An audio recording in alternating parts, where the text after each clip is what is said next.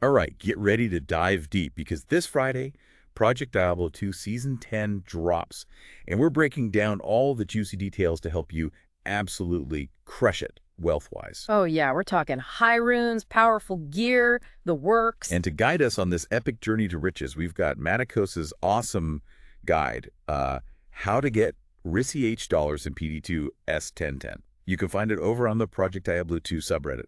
Seriously, this thing is like a treasure map to all the best strategies. It really is. It's packed with so many insider tips and tricks from someone who clearly knows the ins and outs of the Project Diablo 2 economy. Yeah, and that's what makes us different from, just playing single player. You're not just grinding for loot, you're playing the market, you're outsmarting other players, and timing is everything, especially in those first few days of the season. Absolutely. It's a whole different ballgame. So MatiKosa breaks down wealth generation into three core principles: earning high-value currency fast, spending wisely to avoid getting ripped off, and grinding strategically, like a well-oiled loot farming machine.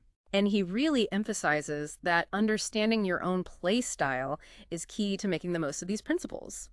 Are you going to be hardcore grinding? Are you more of a casual player? Or are you, let's say, a dad gamer? Uh-huh. Dad gamer. Mm. That's me to a T. Sneaking in runs between, life and all that.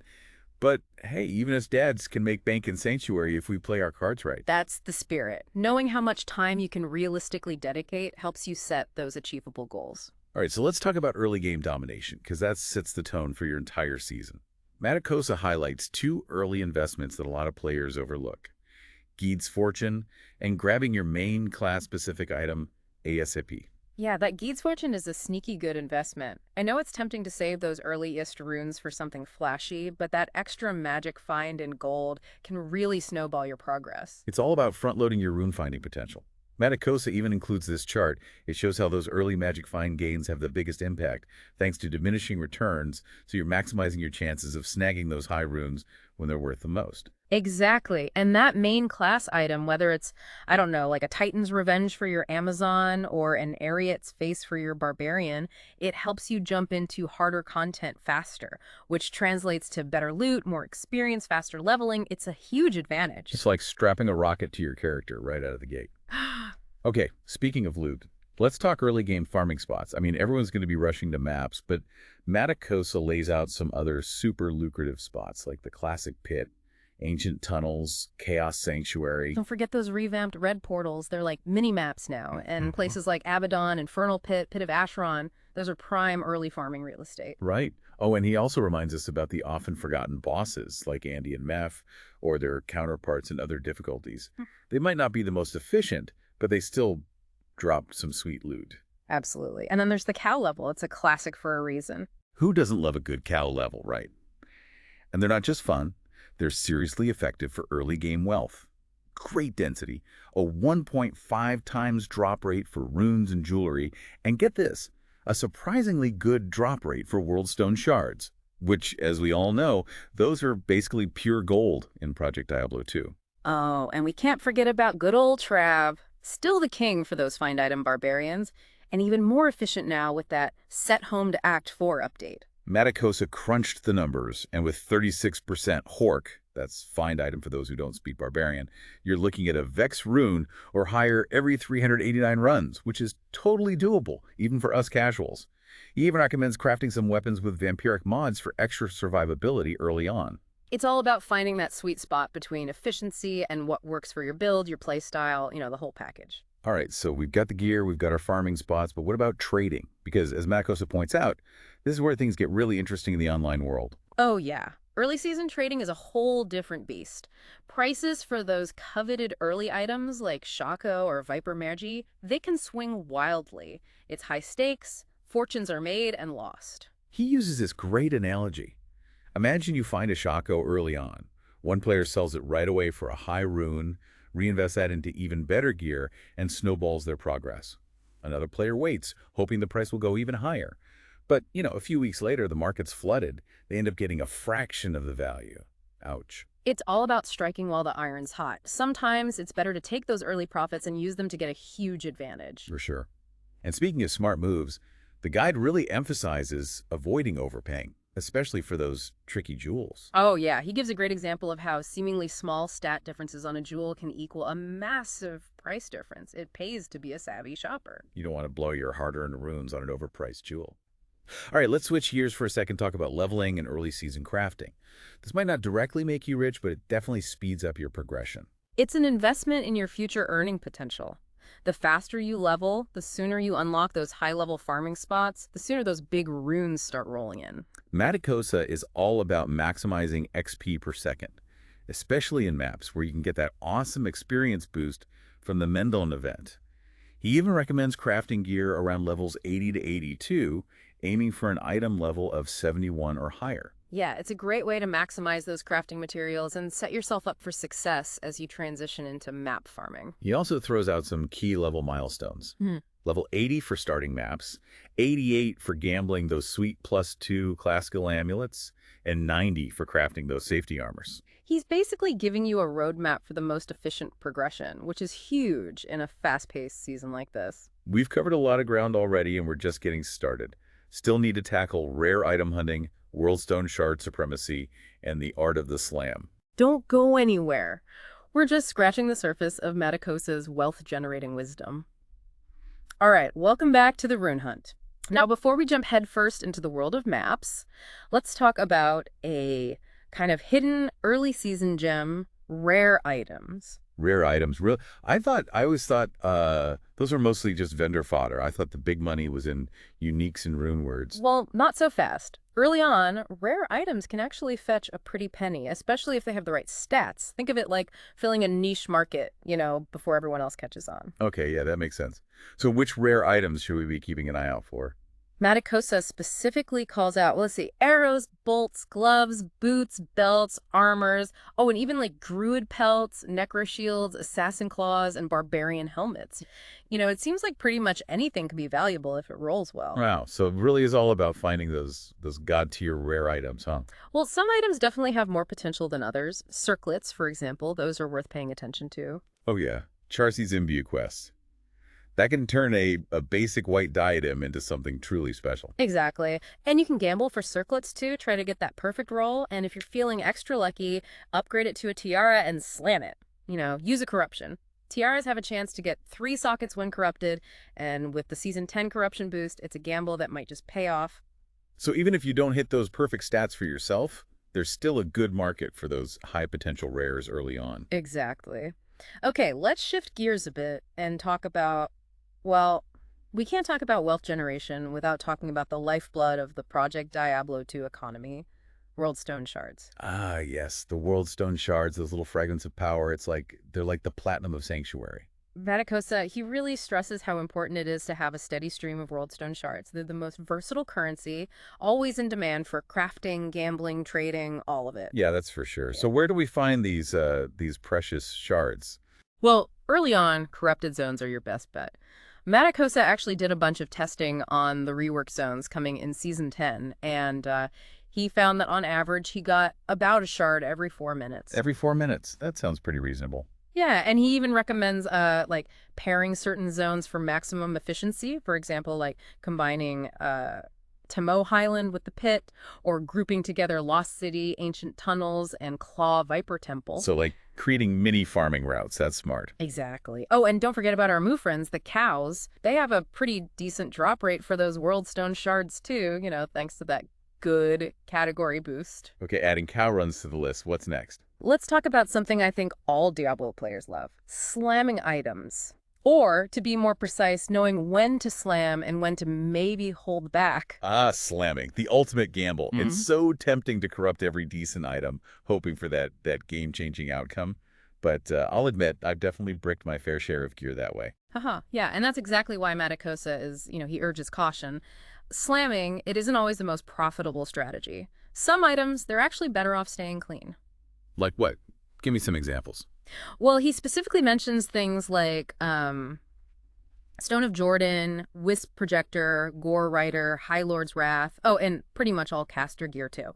Basically, items where the clean version is already in high demand. That makes sense. Yeah, you don't want to ruin a perfectly good item just for a small chance of getting something slightly better. Exactly. The logic is clean items, they have potential, right? Whereas corrupted items, they don't. So people are willing to pay more for that potential, even if it means, taking a risk. So it's better to just let someone else gamble on the corruption. You take the profit up front. Yeah. Now, he also talks about an interesting strategy for unidentified items, especially those with a make-or-break outcome, like Crown of Ages, Death's Web, War Travelers, those kinds of items. Oh, man. I've definitely been on the receiving end of those gamble trades. Sometimes you win big, sometimes you're left with a worthless brick. Well, MatiKosa's suggestion is, well, flip the script. Check the market price for a decent roll, add your markup, and sell it unidentified. So you guarantee yourself a profit, and you shift the risk over to the buyer. I like that. It's like being the casino. Exactly. Now, before we go full-on map crazy, let's talk about trading in general, and maybe more importantly, time management. Ugh, time management. The struggle is real, especially for us, adult gamers.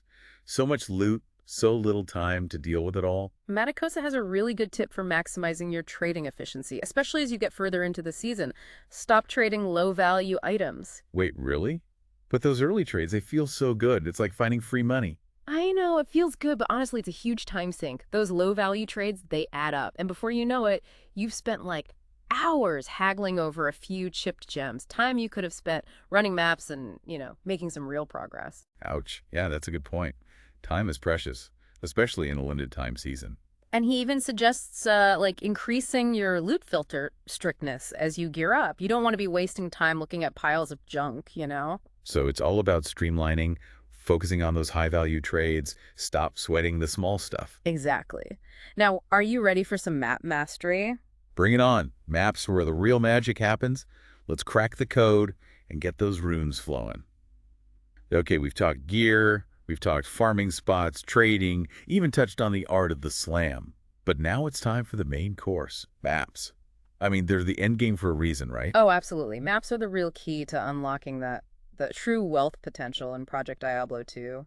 But I get it, navigating the world of maps, it can be a little overwhelming, especially with all the different tiers and mods and strategies. Well, good thing we have MatiKosa's guide because he dedicates a whole section to map mastery. He gives a ton of great tips for choosing maps, rolling maps, even trading them for, maximum profit. Yeah, first things first. He recommends sticking to mostly Tier 1 and Tier 2 maps. Unless you have a build that can just, obliterate everything. Yeah, makes sense. I've definitely tried to tackle those higher tier maps before I was ready, and it usually ends in frustration and, well, not much loot. Yeah, it's all about finding that sweet spot between challenge and efficiency. You want maps that you can clear quickly and consistently. And he emphasizes choosing maps that play to your character's strengths, right? Yeah. Like, I'm guessing a melee character probably wouldn't want a map full of lightning immune monsters. Exactly. Avoid those immunities, go for speed, pick layouts that suit your build. All those things matter. He's also big on corrupting rare maps, which can add some pretty sweet mods. Although, word to the wise, always keep some spare world stone shards handy, just in case things go sideways. Oh, yeah. And speaking of mods, MatiKosa drops some serious knowledge when it comes to map rolling. He's a big believer in density, even if it means sacrificing a little bit of clear speed. Density. You mean like how many monsters are packed into the map? Exactly. The more monsters, the more loot, the more runes. It's really that simple. He even gives a whole breakdown of how density has changed in recent seasons, like comparing those old values to the new ones that came in Season 9. It gets a little technical, but the takeaway is density is easier to achieve now, which is good news for everyone. He also busts some myths about map rolling, like that whole idea that guest monsters, like souls or cows or council members, equal more runes. Oh man, I've definitely fallen for that one. I used to think those maps were guaranteed rune drops. It's not quite that simple. Those guest monsters, their treasure classes, they're not as good as people think. They're really best for replacing annoying map monsters, not necessarily for finding more runes. So density above all else. What about like magic find, pack size, all those other mods? He says to prioritize density first, then rarity, and finally make sure you don't have any nasty negative mods. That's your map rolling trifecta. Okay, got it. Density, rarity, no bad stuff. Now here's something I didn't know before reading this guide. You can actually trade maps. Wait, really? I always thought they were soul-bound or something. Nope. Turns out you can swap maps with other players, and you can even sell them on the trading site. Wow, that's awesome. Yeah. because I always end up with a stash full of maps I don't really want to run. Now I can actually do something with them. He mentions that Blood Moon maps, those are especially valuable. They often go for a Mal rune each. He's had good luck selling other Tier 3 maps for decent runes, too. So it's definitely worth experimenting, seeing which maps are in high demand and which ones you're better off running yourself. Speaking of running maps, MatiKosa actually has some interesting thoughts on those 3 unique maps. You know, Stygian Caverns, Czar Sanctum, and Fallen Gardens. Oh yeah, I've heard mixed things about those. They seem cool in theory, but I haven't had much luck making a fortune off them. Yeah, he's not a huge fan of Stygian Caverns, except maybe early on in the season when those rare items are worth more. The boss is tough, and the rewards are a bit inconsistent. I think they're buffing the boss drops in Season 10, though, right? Might be worth checking out. That's right, they're upping the number of corrupted uniques that the boss drops. Interesting. Okay, what about Czar's Sanctum? Isn't that one a charm factory? You got it. Which is good early on, you know, when skillers are in high demand. But it can get a bit tedious after a while. So maybe not the best for long-term wealth. What about Fallen Gardens? That one's his favorite. It's a solid source of facets, fragments, and rare jewels. Those can be quite valuable, especially early on. All right, Fallen Gardens it is. So we've covered choosing maps, rolling them, even trading them. Is there anything else we need to know? Well, there's always room for improvement, right? Even when it comes to trading. MatiKosa recommends listing your prices in multiple formats. Don't just say, like, gold rune. List equivalents in gems, worldstone shards, essences, even other items that you might be looking for. Yeah, good point. I usually just stick to runes, but it makes sense to offer more options. And he also suggests using lobby trading, especially for those unidentified items. It's faster, more direct, you know. Yeah, and less hassle. Exactly. And then, as the season goes on, he recommends raising your minimum trade value threshold. You know, don't waste time on those tiny trades. It's about respecting your time, focusing on the big wins. Don't haggle over a pull rune when you could be out there running maps and making real progress. Exactly. Okay, so I think we've covered pretty much every aspect of wealth generation in Project Diablo 2's Season 10. From early game farming spots to advanced trading tactics and map mastery, MatiKosa's guide has it all. It really is like a masterclass in Project Diablo 2 economics. Hopefully, it's given everyone out there the tools and the knowledge to absolutely crush it this season. So to recap, early game momentum is crucial. Strategic farming, smart trading, and mastering those maps, it's all essential. But most importantly, have fun out there. Exactly. Season 10 starts this Friday, so get out there, make those runes rain, and don't forget to share your own tips and strategies in the comments below. Happy grinding, everyone.